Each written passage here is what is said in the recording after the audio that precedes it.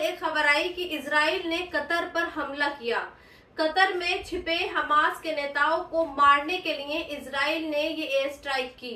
खबरों के मुताबिक इजराइल का ये हमला कतर के एक शहर लितैफिया पर किया गया। इस शहर की एक बिल्डिंग में हमास के लीडर मौजूद थे और जब इजराइल ने इस बिल्डिंग पर हमला किया तो हमास के 6 लीडर इसमें हलाक हो गए। इस हमले के बाद इजराइल के प्रधानमंत्री नेतन्याहू ने सीना तानकर ये कहा कि हमास के टॉप आतंकवादी सरगनाओं के खिलाफ आज का ये हमला पूरी तरह से एक इजराइल द्वारा किया गया हमला है और इजराइल को ऐसा हमला करने की आजादी है। इस हमले को इजराइल ने ही शुरू किया, इजराइल ने ही इसे अंजाम दिया और इसकी पूरी जिम्मेदारी इजराइल ही लेता है। सोचिए आज इजराइल के हौसले कितने बुलंद हैं। वो जब चाहे जिस पर चाहे हमला कर सकता है और उसके बाद सीना तानकर हमलों का आतंकवाद और आतंकवादियों का लेबल लगाकर उनकी जिम्मेदारी भी ले लेता है और दुनिया बस हमलों की निंदा और मजम्मत करके अपने अपने घरों में बैठ जाती है।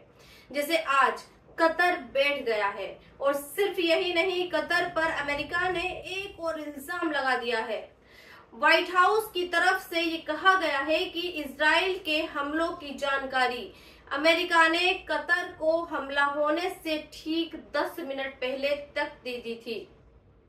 सोचिए ये कितनी बड़ी बात है।